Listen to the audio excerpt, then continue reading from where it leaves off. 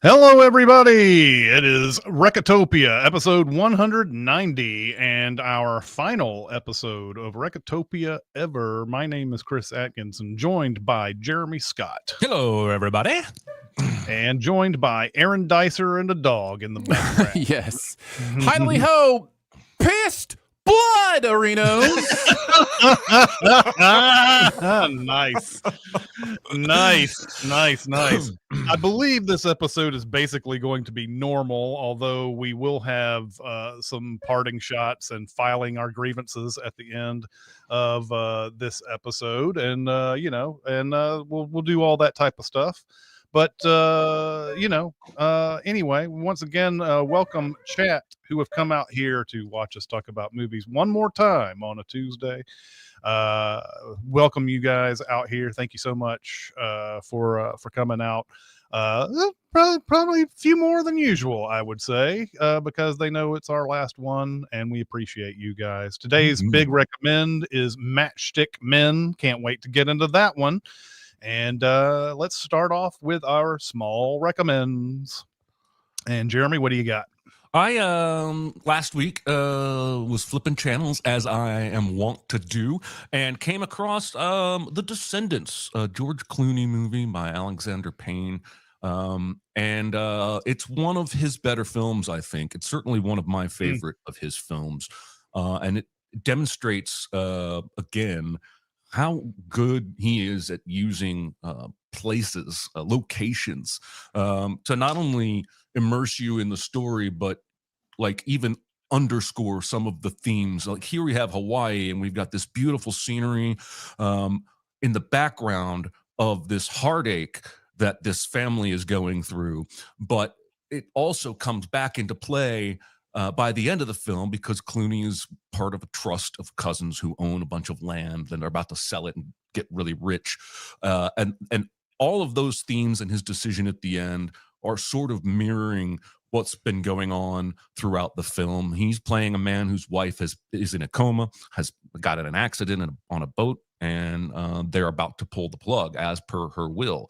And so the film is him going around with his daughters, telling friends and family it's time to come say goodbye. At the same time, he's just found out his wife was cheating on him, and he's trying to find the guy.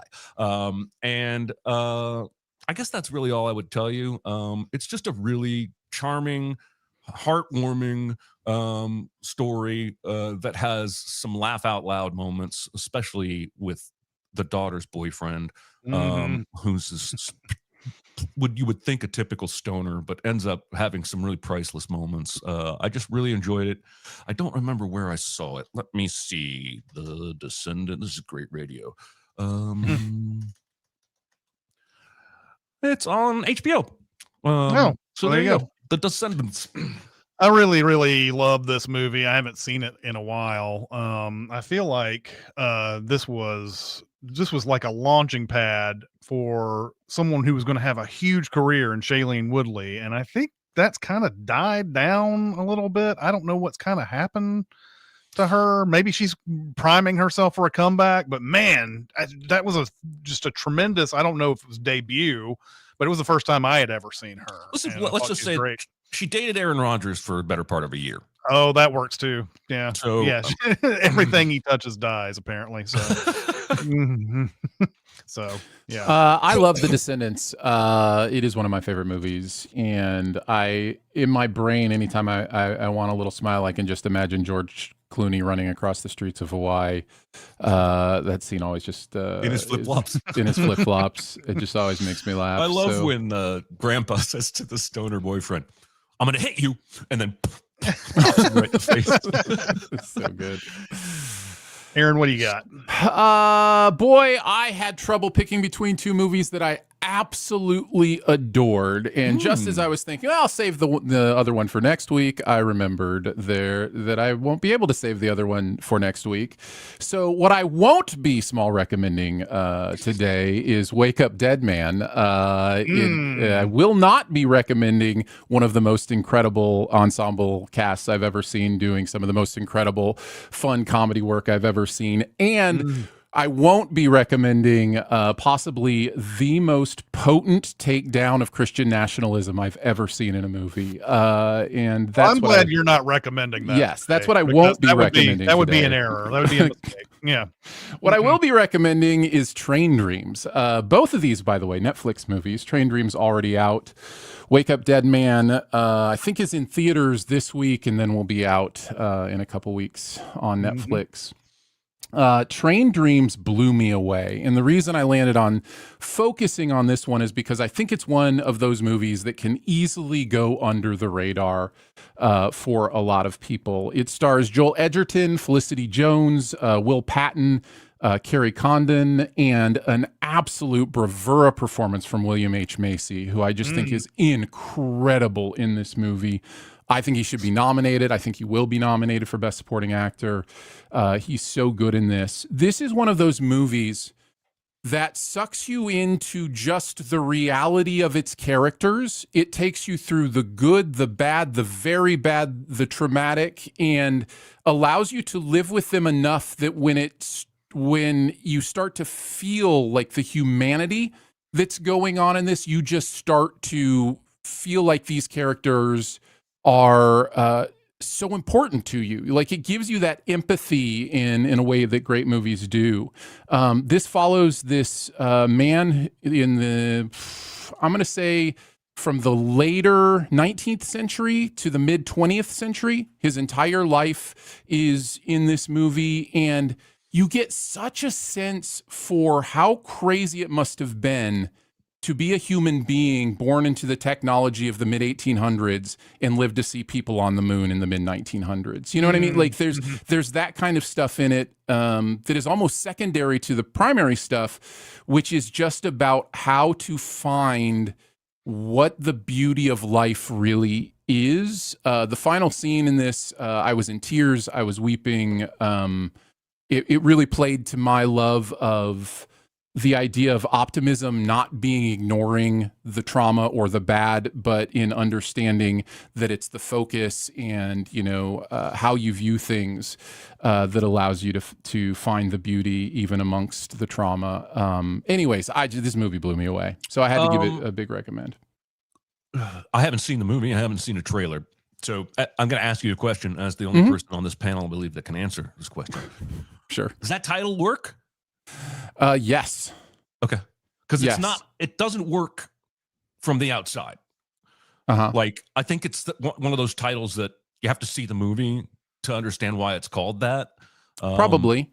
I mean, it has on its face, this man worked on the railroads, and that impacted his life in such a way that he deals with actual nightmares, and there's an actual part of this movie in a very literal sense. All right. And then if you broaden it to the metaphor of what the movie says, then it works that way too. Well, just on title alone, I assumed it was Hoop Dreams, but for conductors. You got it. Yep. Sorry, Yeah, I used way too many words. Let me start again. 15-year-old conductors in inner city Chicago, and hoping that they can find someone who's really good at it. But oh man, the price of fame of being a train conductor. Okay, so I had, you'll hear this in the outtakes. I had an incredibly crazy time trying to come up with a small recommend for this final episode that we're doing today.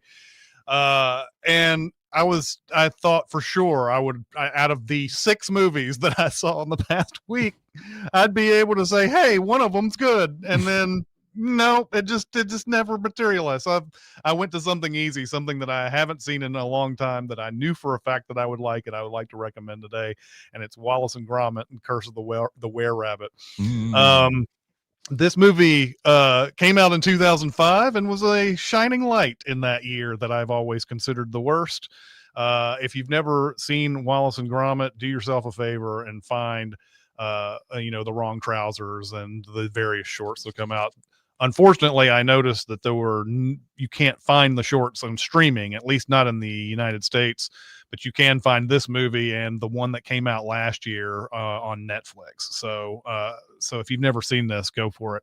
But this story is Wallace and Gromit have a sort of an extermination quote unquote service called Antipesto that they have set up to help the town with their rabbit problem. Everybody's got these vegetables that they're growing for this huge like contest, and so they have hired them as sort of the rabbit cops in this story. So, and anytime there's like something that there's an alarm that goes off, they immediately like firemen go out to somebody's house and like take the rabbit out of the situation. Of course, they are a humane service, so they're just keeping the rabbits as pets basically in their basement the entire time. The other story to this is Wallace is way too fat and Gromit wants to start feeding him vegetables. So Wallace creates has an invention that is supposed to suck out all the need for fatty foods. That's what he creates an invention for that. And then at some point, there's a plot convergence here where they think that the best way to make the rabbits not want to eat the vegetables is to strap them to this machine. And unfortunately, what happens as a result is this giant rabbit is going around terrorizing the neighborhood and destroying all the vegetables. To tell you any more would be a crime. And so you should watch this movie on your own if you have never seen it and if you've never seen a Wallace and Gromit, you can start with any of them. It doesn't really matter which one you watch. This is a great one to start with. So highly recommend this one. It is so good. I love the sense of humor that Aardman brings to all its movies. It's very wordplay forward, very reference forward, things that I adore and I love. And cheese forward, like any good dish. Keep you alive longer. Eat that cheese. Reference to the outtakes. You'll get it someday. Yep. Exactly. This is a great one. I think this is one of the best Aardman films. I think I like Chicken Run better. I think Chicken Run is probably my favorite. But man, if you haven't seen like Shaun the Sheep movie, that's really good. That's on HBO Max. I think streaming there if you want to check that out. Even the one my least favorite was like the Pirates. The pirate one, yeah. It's still fun. It's still a lot of fun. What was the pirate one? It's called, let me look it up. It's called Pirates. Let me see. I have The Pirates ! In an adventure with scientists! No, I've never heard of that at all. I'll need to watch that. I also like Flushed Away quite a bit too. Yeah, Flushed Away is really fun too. So yeah, I cannot recommend their stuff enough. It's so good. Flushed Away just came out in the shadow of Ratatouille, right? Was that the problem? Yeah, I think so. I don't. It might have come out before Ratatouille. No, I think about it. I'm not sure. I can't remember. But if you know at that time, if you know Pixar's coming out with an animated rat movie, it's gonna have a lot more of your attention than this one. But yeah, exactly. All right, on to our big recommend, which is Matchstick Men, and it's Jeremy's choice. So Jeremy, take it away. Matchstick Men. This is one of those where every now and then for Recotopia, I will, if I think my wife might enjoy a movie, I'll send her the trailer and say, hey, do you want to watch this one with me while I, do research for the show? And this time she did. And as soon as it ended, she said, that was outstanding. And it made me really, really happy. Matchstick Men is a 2003 con man comedy drama about Roy Waller, played by Nicolas Cage, who has some tics and obsessive compulsive disorder. I forgot to mention this synopsis will be a little shorter than traditional because we're trying to save some room for those grievances Chris mentioned. Roy and his partner Frank, played by Sam Rockwell, run cons for a living, specifically a con involving a water filtration system and phony sweepstakes prizes. We repeatedly see him interact awkwardly with a cashier at the local grocery that he clearly likes. One day, after Roy knocks his medication down the drain, he spirals and spends days cleaning his apartment until Frank comes over and suggests he visit a new psychiatrist. Frank makes the appointment for him. The new therapist, Dr. Klein, insists that Roy actually do therapy before giving him any pills, and he gets him talking about his ex-wife. Eventually, he does give Roy a new medication he calls Prefex, and it gets Roy back to normal in short time. Roy ends up calling his ex-wife, but can't bring himself to speak. So then he later asks Dr. Klein to call her for him. And that would be really unprofessional, but Dr. Klein decides to do it. And that's when he learns that Roy has a 14-year-old daughter named Angela, played by Alison Lohman.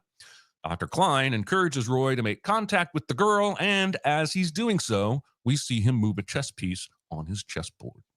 Roy meets up with Angela, and it goes incredibly well. And he is so filled with vigor, he decides to do a long con with Frank that Frank has been bugging him for a long time to do. They plan to steal from Chuck, a wealthy businessman, by engaging him in an illegal currency swap that somehow benefits both parties, and eventually screw him over by swapping out the final briefcase. Angela shows up at Roy's house and asks to stay there for a few days because she's had a fight with her mother, and Roy agrees. Over this time, they argue, but then start bonding as he agrees to teach her how to con someone. He takes Angela along with him to visit his safety deposit box and even gives her signature approval, but does not give her the passcode or let her see the contents of the box. They even go bowling together, as she had once suggested. While bowling, Frank calls Roy to tell him that Chuck's flight has been bumped up and they have to finish the con today, right now. Roy doesn't have any time to take Angela anywhere and just takes her with him to the con. He even gives her a small role to play as a distraction. After the con in the parking garage, Roy and Angela are confronted by a very pissed off Chuck, and a big chase ensues, but Roy gets away. They meet up at the rendezvous with Frank, and that's where they learn that Angela has been arrested before and will be a face and fingerprints known to the police. He drops Angela off, telling her never to call him again. Alone, Roy's fears and tics start growing, and when he runs out of his meds and goes to the pharmacy to beg for more pills, he learns they were a placebo. And he confronts Dr. Klein, and Roy is told that his psychosis isn't even all that serious, and he doesn't need medication. Klein also tells Roy he knows that he's a criminal, but Roy defends himself by saying he doesn't steal. All those people willingly gave him their money. Eventually, Roy reaches out to Angela again, and they start hanging out. After a dinner, they come home to find a beaten Frank and a gun-holding Chuck, who is still angry about that money. Angela is told to fetch some money from the ceramic dog, which we know she's seen before and we know contains a gun. Sure enough, she returns to the room, pointing the gun at Chuck, and eventually shoots him. Frank says he doesn't think Chuck's going to make it, so Roy panics and has Frank take Angela off to a remote motel to wait for him while he tries to get rid of the body. Only once he goes back inside, the body is gone, and Roy is knocked unconscious. When he comes to, he's in a rather large hospital room and is immediately confronted by two law enforcement agents who demand to know where Frank and Angela are. They know Angela pulled the trigger due to fingerprints. Chuck is dead. Roy says that he was the shooter, and he declines to talk further unless he gets to talk to his therapist, which is a very strange request. But the agents reluctantly agree. And then Roy tells Dr. Klein his passcode for the safety deposit box, instructing him to give the code to Angela so that she can get the cash and run away forever. After some time passes, Roy is very hot and begins calling for someone to turn on the AC, eventually stumbling out of bed and out of the room, only to realize he's in a fake hospital room on the roof of an abandoned building. He has been conned. He goes to Klein's office and, like Michael Douglas in The Game, finds it empty with no trace of the previous business. He goes to the bank and finds his box empty. And back at home, he finds a letter from Frank inside the dog confessing to having long conned Roy out of all his money. Roy goes to the place where he's been dropping Angela off, and his ex-wife does actually live there, which always surprises me. And then he asks to see Angela, only to realize Angela was not his daughter and was in on the con, and he does not even have a daughter. 1 year later, Roy is a carpet salesman, which is a thing, apparently still. And a young couple enters the store looking for a rug, and surprise, it's the director of critically acclaimed former Big Recommend Mass. Yes. Oh, and also Angela. Roy doesn't reveal what he knows about her, and they even get to share a private conversation where they both remember the good times they had together, and she reveals that Frank screwed her out of her cut of the con anyway. Roy tells her not to feel sorry because she didn't take it, he gave it to her. In the final sequence, we see Roy return home free of anxiety and tics as he snuggles up behind the cute cashier who is now pregnant with what I assume is Roy's child. And that is Matchstick Men. Gentlemen, what did you think? Oh, I love this movie. I haven't seen it since it came out. And I'm pretty sure that I loved it even then. It's just that for whatever reason, it's one of those movies that slipped through the cracks of being a second viewing. I don't know how that works, but anyway, I was glad to return to this one. This is a movie you can pick on all three of the leads here as great. Like they are all doing something different and unusual that I will say Sam Rockwell is like an all-time cad in every movie. Like now, like he's gotten to this point now though. Like if I had never seen this movie before, I would have probably guessed the surprise of all of this well beforehand, because he's been that guy for a really long time now. But I love Sam Rockwell. He does this kind of thing better than anybody else. Nicolas Cage is doing what we expect Nicolas Cage to do, but is kind of reined in slightly, like enough where it's not just, you're not going there to see some wacky, wild Nicolas Cage performance, but he does manage to pull it off, especially in the pharmacy scene, which is just an absolute fantastic part of that movie. But Alison Lohman, who's like 23 years old when she does this movie, very believable as a 14-year-old all the way through. In fact, I believe this is how she auditioned, and Ridley Scott didn't even know how old she was when she did this. So it's crazy how good she is. I don't know if it's a contrivance, but I still like it. I like the fact that this is his life. This is Nicolas Cage's life throughout this movie, is that he is extremely good at conning. He's obviously successful at it, but his life sucks. So like, it's one of those things where his life sucks, and man, if only something were to happen to keep him from conning anymore, he could probably get on with his life, basically, is what it comes down to. And so it does seem kind of like a big contrivance at the end where, we've been seeing him interact with the grocery store girl this whole time. And then like, he gets robbed, which should be like the biggest thing that's ever happened in his life, something that's so devastating that he can never recover from it. But it actually turns out to be the biggest like positive in his life, that he got robbed blind, because now he can have like a legit life. And he's a carpet salesman, but he's probably good at that since he's a good con man. Now he's got the wife with the kid, and it's like, oh, this is what I always wanted the entire time, and I don't have these tics anymore and all that. It's like, so it's one of those things where it's like, okay, this movie is a way too happy ending for this character, but at the same time, it works for what it's doing. So I can get down with that. I really can. So in the end, this is a fun con movies seem to be always fun. Yeah.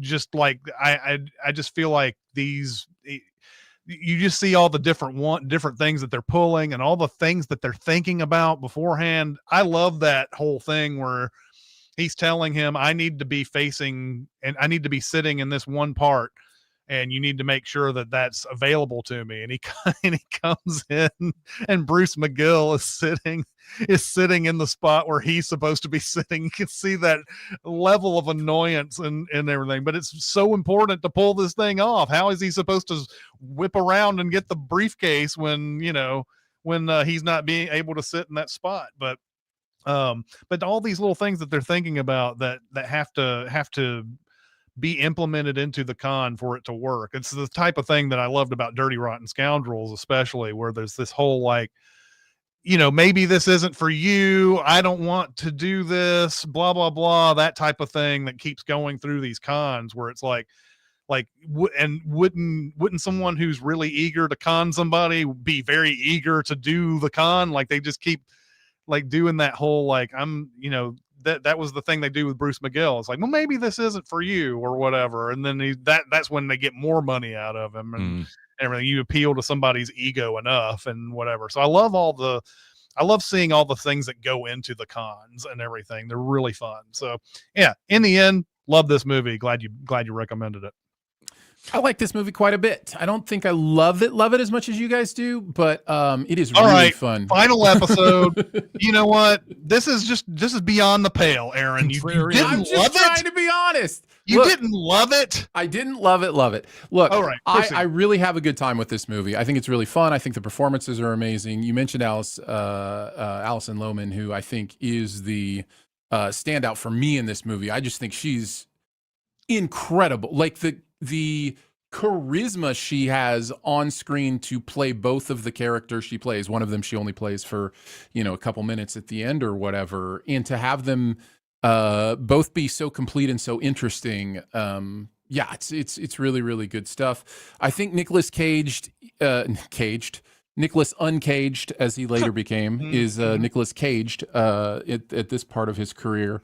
And it's interesting for me to think of Nick Cage kind of a little bit like Pacino. Like Pacino entered this level where he just became the caricature. And I think sometimes Nicolas Cage has become the caricature of himself in movies.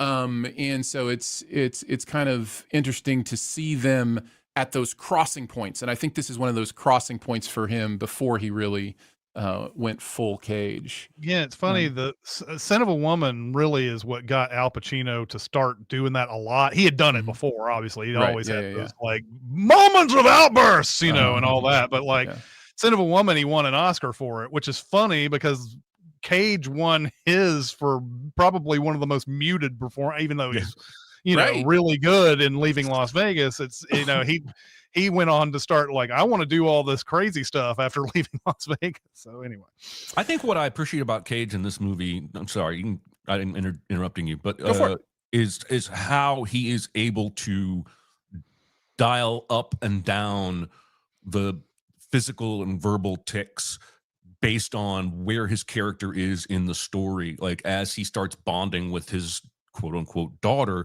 that stuff starts to fade away. And I think, especially since most movies are shot completely out of sequence, it's worth pointing out that he does a really good job taking that up and down based on where his character is in the story. Go ahead, Aaron. Sorry. No, you're good. And I agree. I think he does a fabulous job. And I remember watching it this time. I remembered my first watch. And sometimes that'll happen where, time has passed enough that you kind of forget, what you thought the first time through. And I remembered that I was a little bit peeved at the big twist at the ending, because I felt like it messed some stuff up for me, not just on a plot structural level, although there is some contrivance there and a little bit of that, let's talk about the villain's plan thing, where it's is this intricate of plan really necessary to get all of his, once she's in and she's got his password, can't you just go take it? You know what I mean? So there's a little bit of that, but she doesn't get the password. She doesn't get the password. In fact, there's a whole scene where he says, "I won't give it to you until I'm dead," or whatever. So I wonder if that was the initial plan, was that he would be, he would be loose with it, and they didn't get to that point. But also, but they have his therapist set up before that. So I don't know. It's really interesting. The therapist is interesting to me. If we send this movie, the plan that Sam Rockwell has is got all sorts of mistakes in it and errors. Yeah. There's no doubt about that. No doubt. But mostly it did one of those things, not the movie's fault, my fault, did one of those things where I was getting to an end that I was really looking forward to, which was that this would be more, this is a terrible example because they're definitely different movies, but more of a Moneyball kind of father-daughter kind of realizing your priorities kind of ending. And it's still in a roundabout way tries to get there, but because she was in on it, that left a really bad taste in my mouth. I remember watching it the first time. Now, watching it this time, knowing who all was in on it the whole time, I actually think I liked it a little better than the first time. The first time I came out with a bad taste in my mouth. This time I got to kind of see the movie for what it's trying to be, like what it's presenting to me, not my preconceived, here's how I want it to go kind of stuff. So yeah, this is a really fun movie. I love the performances. And yeah, I do have a couple questions. I think Jeremy, you would be great to talk about these questions dealing with like mental health and stuff. Yeah. Is Nick Cage, does he have anxiety? Does he have actual tics? Does he have or is the placebo teaching him that stuff was just stuff that was, his own making or his own doing? Because that's a kind of a treacherous path. I don't think to kind of the go movie's into there. prepared to wrestle with that, to be honest. We can't trust anything the therapist says because he's a bad guy. He's a criminal. So when he says, you don't need medication, that's not, I don't think we can trust that as a trained opinion. At the same time, he gives some placebos and it works. Now, I know I think placebo are one of the scariest things in the entire world when you start diving into how powerful they can actually be, because studies show even when people know they're being given a placebo, it often works. So I don't know. I don't think the movie is trying to grapple with any of that. Yeah, but I don't think so I either. would ultimately conclude that a lot of it was based on what you were talking about Chris, about how this is not the life that he wants to lead. And so it's manifesting from that, I believe. And then as he gets closer to the life he knows he should be living, it starts to fade away. I don't know. To me, it's just a Hollywood interpretation of someone who has issues. There's not, I don't think they're diagnosing anything in particular here. They just need Nicolas Cage to have something that goes on with him throughout the whole thing. And if I were to armchair psychiatrist this movie that is armchair psychiatrying, it would just be that he is, exactly, getting back to this, he's just unhappy with his life.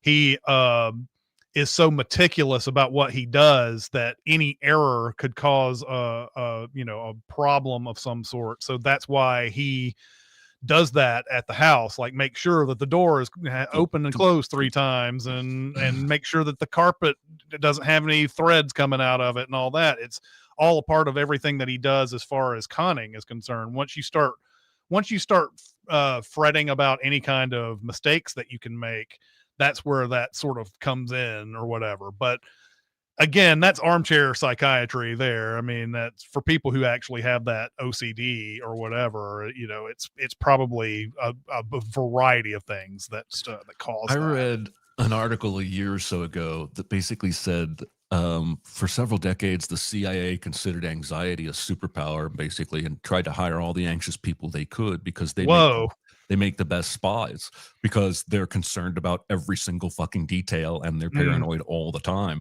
I think they stopped doing that, maybe, hopefully, because I mean, finding the difference between hypervigilance and anxiety is probably you can be hypervigilant and not have anxiety, but most people who have anxiety, I would imagine, have some level of hypervigilance. Yes. All right.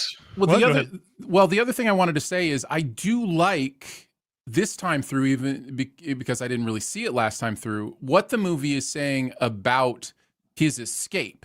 His escape was not going to be doing one last big con like he thought it was. His escape was actually to be destroyed. Like that was his actual way out. And I think that's really interesting because what movies usually do is they want to bring you to the euphoria of one last job, right? Mm-hmm. And the movie pretends to do that and takes you in what I think is a more or a less hypocritical way, a more honest way of, when you're in the con business, the way out is, to be destroyed, whether that's being caught or being conned in this case. So, yeah.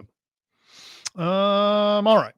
Let's go on to our super secret double feature. Aaron, what do you got? I've got a couple. I have a couple too, but the one I landed on, and maybe I'll talk about the other one after we hear yours, but the one I landed on was Kajillionaire. Now, this is a movie that has flown way under the radar, I think. I really enjoyed it. It is a movie starring Evan Rachel Wood as the child of two con artists. Richard Jenkins and Deborah Winger play her parents. Oh, I remember this movie. Yep. This was prime pandemic movie. Like, this came out in 2020. And Gina Rodriguez is in here as well. Divine Joy Randolph is in here as well, who since won an Oscar, right? Didn't Divine get her Oscar? Yep, so one for the Holdovers. Yep. A really great cast doing really great work. The reason I landed on this one is there is a parent-child dynamic in this that I found very similar to what was going on in Matchstick Men. And the con stuff is a little less like fun and a little more grounded in the darkness of it. Although there is it's definitely humor here. This is definitely a con-com. I don't know what you would call it, but it's definitely a comedy.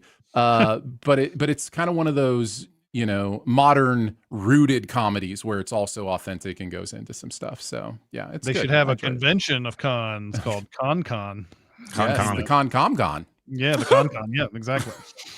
Because you con. Exactly. Yep. Mine is another kind of straightforward one, but it has the father-daughter relationship, and it's Paper Moon. I don't know if have you guys ever seen Paper Moon? I don't think so. Peter Bogdanovich did this movie. It's Ryan O'Neal and Tatum O'Neal. And Ryan O'Neal picks up a girl at a funeral. I think it's his wife dies. He doesn't know whether or not it's his daughter or not. And he is planning on taking her across country to somebody else, and he does a series of cons all the way through it. And of course, he finds out that she is very good at conning people as well. And one of the early ones that you see in the movie is she comes in to pay for something at a store, and then she says, I paid you with a 20 and you only gave me change for a 5 or a 10 or something. And the clerk is like, no, you didn't, and blah, blah. And she goes, yeah, you did. I gave you a 20 that had said happy birthday to my darling granddaughter on it or whatever, and something that Ryan O'Neal paid with earlier in the movie. Oh man. And so then they go back in and she goes back in and finds the 20, and then it gives her change for the 20 instead of the 10. And then, and then you see the person on the register count through all the money, and they're like, wait a minute. That's not right. Whatever. But Paper Moon's great. I would call this a low-key small recommend, by the way. Yeah, I've never seen it. So. Nice.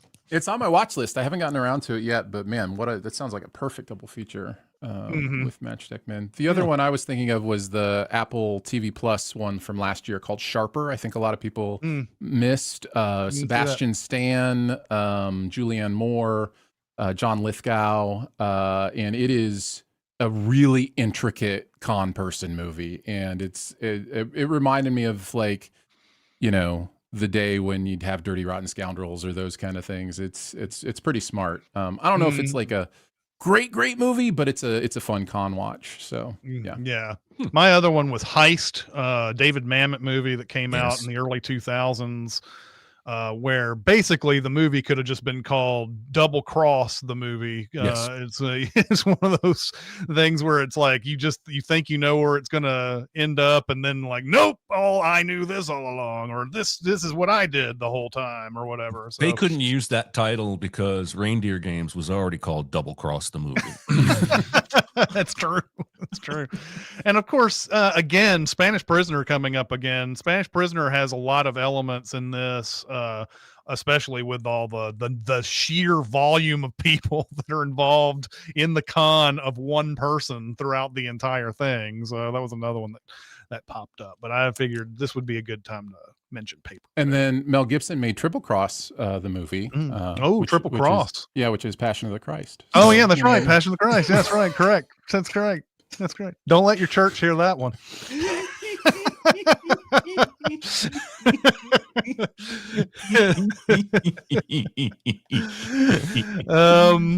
All right, so there is no homework this week. That's such a weird thing to talk about here. No homework. This is our final episode. We are going to go into our remaining questions that we have left that we got. I think we answered these 6 months ago, and we've had them for filler for a long time. So let's go ahead and get those done, and then we'll open it up to chat. So let's go on to questions. All right. What is the most 90s film ever? All right, I've got 3 on this one. Go is one of the most 90s films ever. Ooh, good call. Can't Hardly Wait is another big one. And starring this Matchstick Men's Sheila Kelly, Singles is also on this list. So Singles is like that early 90s grunge. I think it didn't know how 90s it was at the time it came out, but it became one of the biggest 90s movies ever at that point. And I don't think anybody wrote this down, but Reality Bites certainly fits that 90s thing as well. Absolutely. Yeah, for sure.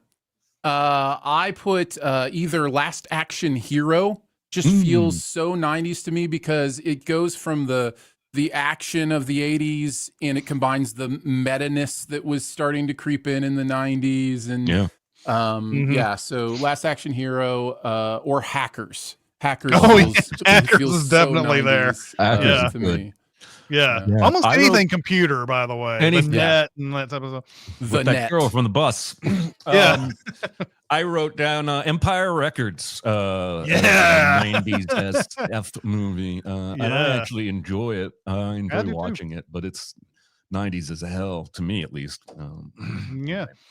Over in the chat, we've got nominations for The Mummy.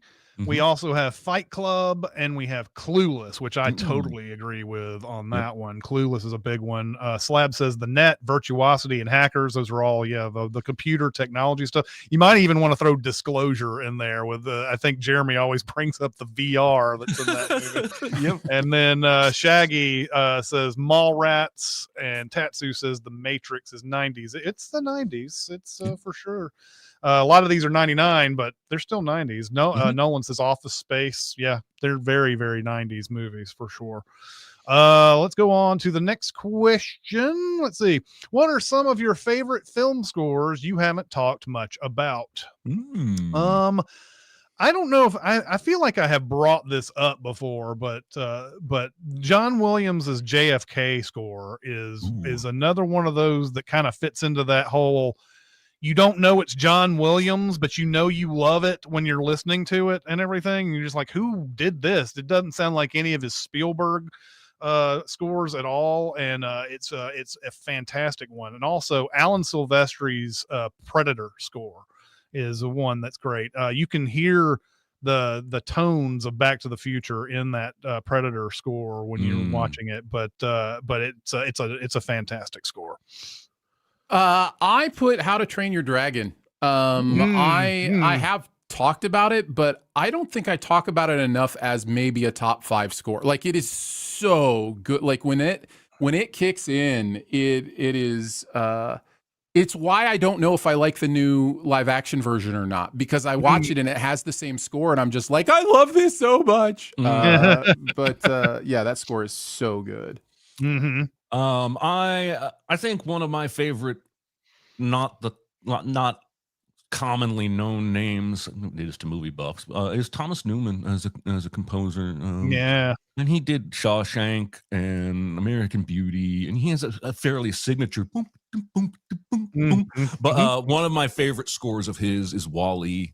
Especially that segment when Wall-E is flying through space with the fire extinguisher, and it changes completely and gets just like delightfully awed by space. Anyway, I really like Thomas Newman, and Wall-E I think is a Pixar score that is probably top 2 or 3 for me. He also did the Finding Nemo score too. Also an incredible score.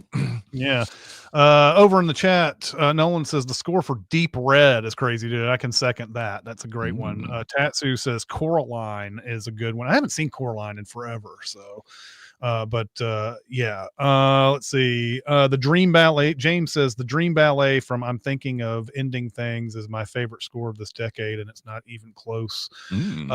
Lang says The Nightmare Before Christmas. That's a great one for sure. JC seconds How to Train Your Dragon. Josh says Waves. I can totally agree with that. I remember the score to Waves quite a bit. Bones and All, Mutant Mayhem, aforementioned Social Network. Yeah, isn't a great one for sure. Let's see. And then JC also brings up Apollo 13 on this. Let's see. Let's go to the last question we have. Oh boy, it's a good thing we're ending this show, or we'd never be able to come up with any more questions. What is the best original and remake are excellent examples that you can think of? And this one ties in pretty easily to something we've done. The Wages of Fear and Sorcerer. You cannot go wrong with either one of those movies. I like Sorcerer better, but The Wages of Fear is also fantastic, and it's got a lot of it's different from Sorcerer too in a lot of ways. So if you haven't seen one or the other, watch both. It doesn't matter. I would go with the Pelham movies. Taking of Pelham 1, 2, 3. Interesting. I love both of those movies for different reasons. I think they're very different movies. The original has perhaps my favorite ending of a movie ever. Oh my God. It's so good, and Mathau is so perfect in that moment. The look on his face. So yeah, I would recommend those movies. Denzel made 5 movies with Tony Scott, and there's not a bad one in the bunch for me. My answer to this question is Cape Fear. A couple of years ago, I finally went back and watched the original Cape Fear, which I had never seen. It's Robert Mitchum.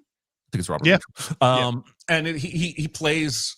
Both of the leads play differently than you're familiar with Nick Nolte and De Niro.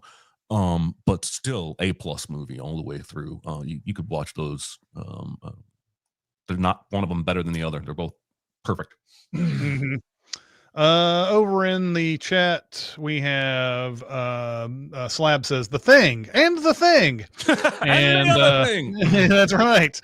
Josh says I like both versions of the movie Sabrina, and that's not exactly my genre, but good films is good films. Yeah, I agree with that. A lot of people hated that Harrison Ford remake back in the 90s, but I very much enjoyed it. So and Josh says then there's that Iron Man remake called Big Hero 6.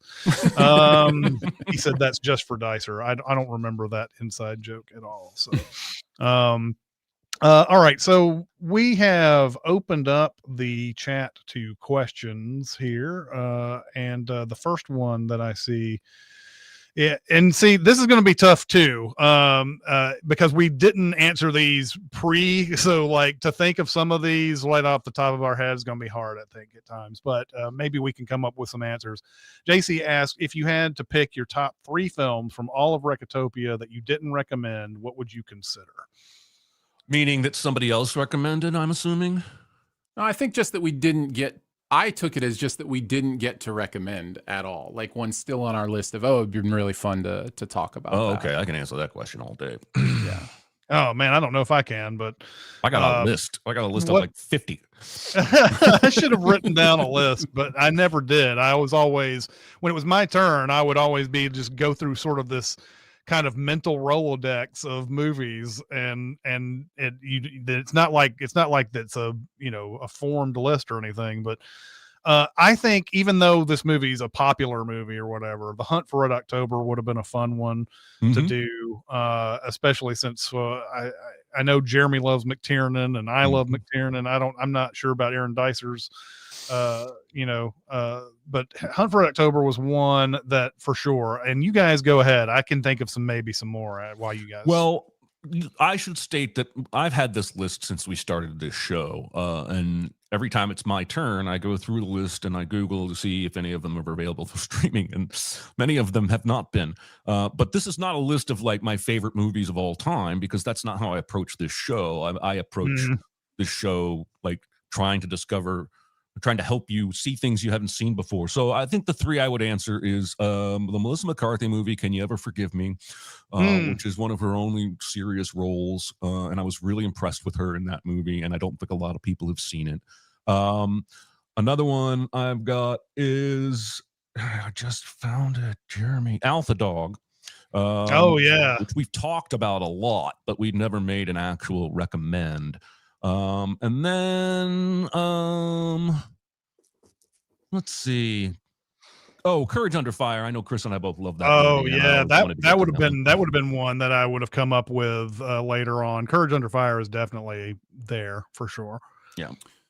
You guys will have to help me a little bit. I didn't pull up the list, and I came into this partway through the 190 episodes or whatever. So if I say one you've already done, that's great. Exciting times. Yeah. But I thought of The Revenant. Did we do The Revenant? Nope. I thought that would be a really interesting one to go back to and explore in detail. Tick, Tick, Boom was one that I thought would have been a lot of fun to do. And the one that I would want to do maybe after a couple more years, like give it some time, would be Conclave. I really think there's a lot of interesting discussion to be had watching that movie in detail. And so that was one. And the chat mentioned one for me that was always right on the cusp of like, is this the big recommend I want to do, which is Swing Kids. Swing Kids is one of my favorite movies, and to make you guys watch that and talk about it with me would have been a lot of fun. But I should let you guys know, listeners and chat alike, you came this close to this last episode being the big recommend of Time Cop. I love that movie, and I don't think enough people have seen it, but ultimately I could not bring myself to end the show on a movie I know is objectively not good. That's why I went with Matchstick. Oh, would have been fun though. And the same thing goes for another one that I thought about was Demolition Man. Would have been a great one to do. Yeah. One other that I thought of was After Hours, the Martin Scorsese movie that came out in the 80s that is very not Scorsese, but it would have been a fun one to go over. So that's definitely in that list. So Nolan says, are you guys going to do a 2025 year in review still? No, this is this is going to be the end. And I know I was sitting there thinking that too at one point, but no, we're not going to do the end of 2025. I'm sure you guys can follow Aaron. I'm sure Aaron will have his own thing going for that. So. Yeah, I guess I would say, Sif Pop, which is the other podcast I have done, is also on a little bit of a hiatus, but we're doing like one episode a quarter, and one that we will do is the year-end awards, those kind of things. We'll talk about a lot of the 2025 movies. So, so yeah. Good. Shaggy says, do you have a favorite Cinema Sins podcast? Mine would be March Madness. That was a lot of fun, the March Madness, where we seeded movies and we had gone through a best of since the years we were alive, since 1975, and then we put all those movies in a bracket, and and then we had some very surprising things like When Harry Met Sally beating Do the Right Thing and things like that. And what was it? What beat LA Confidential again? Sideways. No. Oh, well, it wasn't. Yeah, it was later on in the Sideways beat it in the big brackets. But I was thinking, for whatever reason, within the year of the movie, when we finally came up with the number one of the year. But that works too, because it went into the brackets. Sideways beat LA Confidential. Sideways is about a struggling author, and I was a struggling author at this season of my life, and that movie resonated with me. I'll never forget that listener who said, I told my film school professor about this. He said, you guys are so wrong.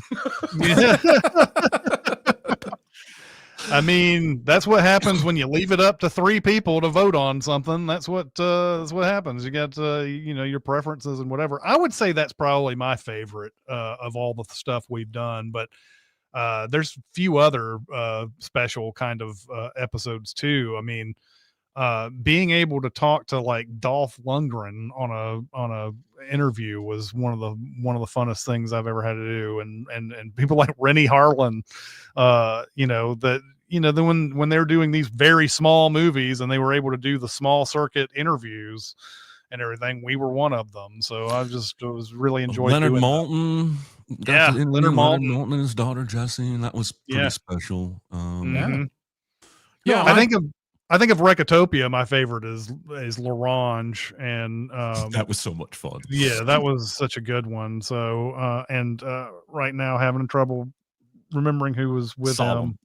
It was Solemn, yeah, doing Leprechaun 2 or 3 or 4. 3? I can't remember. It was 3. Single-handedly bringing down your IMDb average as Leprechaun 2. Yeah, the fact that we exactly. did it as a big I should shout out Slab. He sent us some stats about Recotopia over the years, and I will willingly tell you, Jeremy had the lowest overall rating of my collected recommends.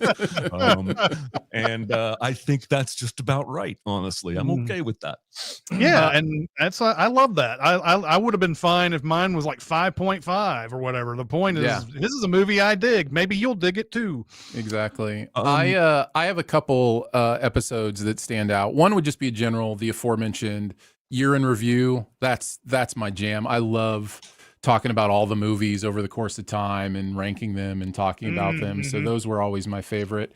And then I really liked the live ambulance pod that we did from Sin Week. That was a lot of fun. I remember listening back to that and just thinking, man, that was a good time. So was that the one where Jonathan said it was better than Batman and I crawled across the room under my table?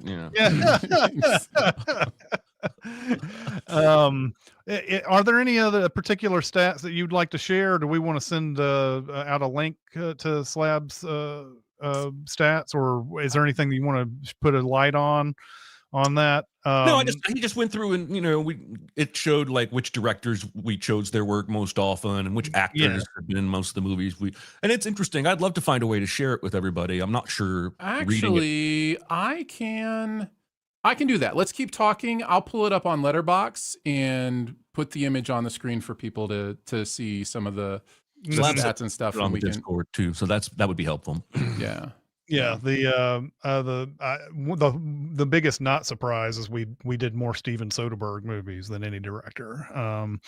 We did 4 of his, I believe, but second was Frank Oz, as mentioned recently, crazy, which is hilarious to me. And somehow David Twohy gets up there with 2, and that's the kind of stuff I found like super interesting. Was the ones that stood out. Like there were a couple in the actor category where it was like, how do we do so many of their movies? But I'll pull it up here and we can look at it a little more. Going to James in the chat, he wrote this earlier and I wanted to get to this and I'm glad it's being highlighted again. He says, if this is the end of at least Chris and Jeremy talking in podcast form, it's the end of an era. You both and various co-hosts have kept me company for a solid decade. And your interests, camaraderie, generosity for fans like me who respect your points of view have gotten me through some real tough, rough patches. I miss the Sincast, and I'll miss Recotopia more than you know. Thanks for that, James. We are going to miss not only doing the podcast, but people like you who definitely had sort of reacted in this way to any of the things that we've ever done. And I don't think that Jeremy and I started CinemaSins in any way expecting that type of reaction from people. And then we started getting emails, people saying that we helped them through rough times and things like that. And I couldn't believe it. I really couldn't honestly believe it. And so, and still to this day, it surprises me. I'm glad that you told us that. So, yeah, I think it's important for a moment. There's the stats to point out. We love the chat and we say it every week, and it's much deserved. But also, those of you who don't come to the live chat but just listen, we love you too. We appreciate that you listen, even if you're not able to join us live or participate. What are we looking at here, Aaron? So this is the whole list. So you can see there are 187 films that were big recommends on this list. Almost 350 hours of movie watching, if you were to watch them all. 167 different directors, which is always fun. 23 different countries and 11 different languages. So good on Wow. us for broadening out a Wow. little bit. Better than I thought. The biggest year was 1997. That's probably not a surprise considering our ages. I think we were all right in prime movie watch everything mode in the late 90s. So 97 is number one. 2013 had 9 films, and then it kind of goes down from there. Genre, drama was the highest genre. Comedy was second. Looks like We hate sci-fi. let's go with cast. John Cusack tied with De Niro for the actor we recommended the most. I What is would have that? never guessed that. What is that? That's amazing. How do we even do that? I'm trying to get my head around that. I mean, we'd have to go back through. Well, and look. some of them are a little suspect because the player is in there and John Cusack has a brief cameo right. in that. Did Stand by Me was a big recommend, right? It was. And he's in that briefly. Oh, that's right. He's the brother. And then you have Gross Point Blank, and right now I'm drawing a complete blank on the other 3. Yeah, Gross Point Blank was the only one I could think of. The other one that sticks out to me is Shirley MacLaine. 4 Shirley MacLaine movies in our big recommends. It's so great. I love that. Pretty awesome. Directors, some of the usual suspects, Soderbergh, Spielberg, Wilder, Hitchcock, and Frank Oz, of course. And you mentioned the David Twohy 2 films is interesting as well. Highs and lows. The highest average Letterboxd rating was 12 Angry Men with 4.6 rating on Letterboxd, and the lowest was Leprechaun 3 with a 2.6. How could that be? How could that be?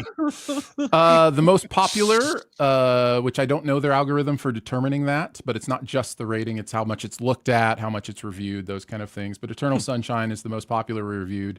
The most obscure was The Inspector General. Was the most obscure. Right on. The most recent big recommend is Civil War, which we recently did. The oldest was The Immigrant, 1917. And then the longest was Lawrence of Arabia that we did. And the shortest was also The Immigrant at 24 minutes. So yeah, that's the Letterboxd of it all. Some interesting stuff there for sure. Very cool. A lot of people in the chat saying they're going to miss us, and we appreciate you guys there. It is tough doing this, but it's I know it's just one of those things. It's time to go. It's time to move on, and can't do it forever. And we've Jeremy and I both hit that point where it's like I can see somebody ask in the chat, is CinemaSins ending? And no. Chris and I are just easing into the background a bit. We're going to be much less involved. I'm going to write some books and stuff, tinker with some other ideas. But CinemaSins is going to carry on strong, and you never know. You may see us again popping in here and there somewhere. And I'm sorry if I've missed anything over in the chat, but I'll go to a couple more here before we go. And Nan says, long-time listener, first time and only chat. Thank you for all the years of this entertainment podcast. I'm sorry this had to be your very first time being in the chat, but thank you so much for that comment. JC says, y'all have gotten me through things in the past few years, like my mom passing earlier this year. It helped to have the podcast, and I appreciated the Sins team reach out over it. Jeremy, I'm still sorry I missed your message for 3 weeks. And, we all understand that type of stuff for sure. On that note, that's going to do it for this episode and this podcast. I would have never guessed that we would have been doing this for almost 10 years when we started doing it. I don't consider myself a podcaster in any way. Right. It's like the name that you hear when you hear somebody like that guy's a podcaster. I'm like, oh yeah, I don't have any idea what that's like. No, I've been doing it for 10 years, and I never thought I would get to this point, but once again, I want to say thank you to everybody who listened to us over the years, and I'll yield the floor to the rest of you guys. Yeah, I've had a lot of fun doing this. This particular podcast, Recotopia, has exposed me to a lot of great films that I had not seen before. And I'm just personally thankful for that aspect of the show. But it has felt like a community with the chat.